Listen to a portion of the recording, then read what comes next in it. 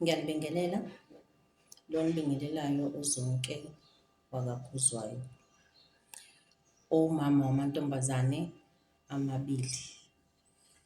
Abengihlupha la mantombazane ngokugula, ayikho indawo ebengasayihambanga.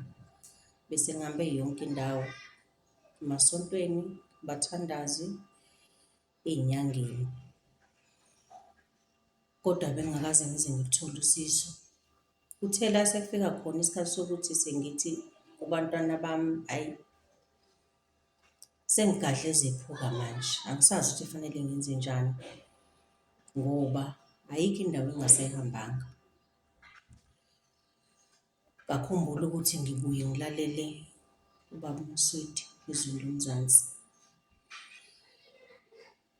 Ngathatha isinqumo sokuthi ngimshayele ucingo uBaba uMswidi ezweni lomzansi ngicela usizo ngoba ngiye ngizwe abantu abaningi basiza. Ngiye ngilalela abantu abaney'nkinga ey'nkulu kunalezi ezami, abalekeleli. Ngibe sengiyamshayela uBaba uMswidi uma ngingaphosisi besizovalela uJuni, amaholidi kaJuni. Ngase ngiyamlandisa usizi lwami, uBaba uMswidi wangifaka emsakazweni. Uma engifaka emsakazweni ngayichaza inkinga, umntwana ongigulelayo owokuqala una-21, owesibili una-17. Lo owokuqala uqale ukugula efunda u-grade 11, waqala waquleka, ngamisa ey'bhedlela ngangaluthola usizo.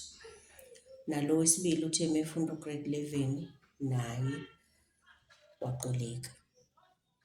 Naye uyile esibhedlela ngangasizakala, ngaya kubathandazi, akekho ongisizile. uBaba uMswidi-ke ngiye ngaxoxa naye wangifaka emsakazweni. Mese ngifakile emsakazweni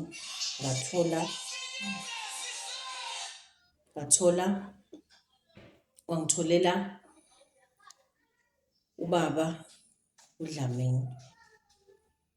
Ubaba uDlamini okuthiwa uMalala Phezulu, Dokotela Dlamini.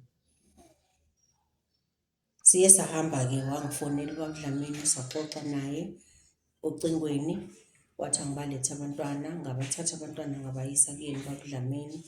Wafika uBaba uDlamini ngesuku lokuqala wangilaphela abantwana. Selokhu ngabuya nabo kuBaba uDlamini ngosuku lokuqala, abakaze baze bawe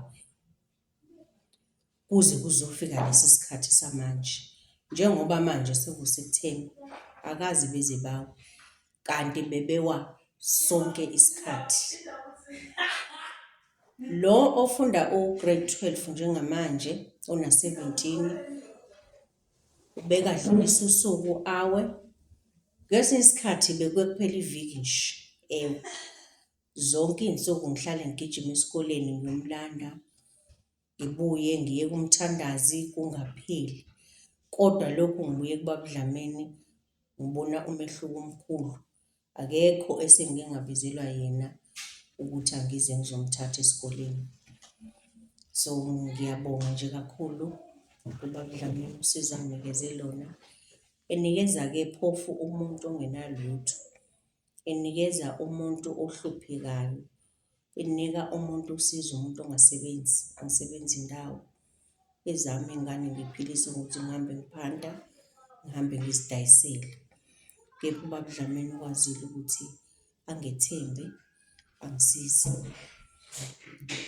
Ngiyambonga kakhulu uBaba uDlamini, ngiyambonga kakhulu uBaba uMswidi ngendlela abangisize ngayo. Bengingazi ukuthi ngelinye ilanga ngiloke ngilala ubuthongo,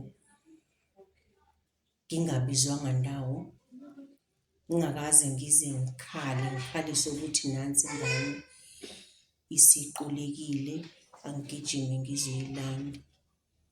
Ngiyabonga nje kakhulu kuBaba uDlamini. Ngifisa sengathi uNkulunkulu angamupha impumelelo, aqhubeze amise phambili. Hayi, siyabonga naso.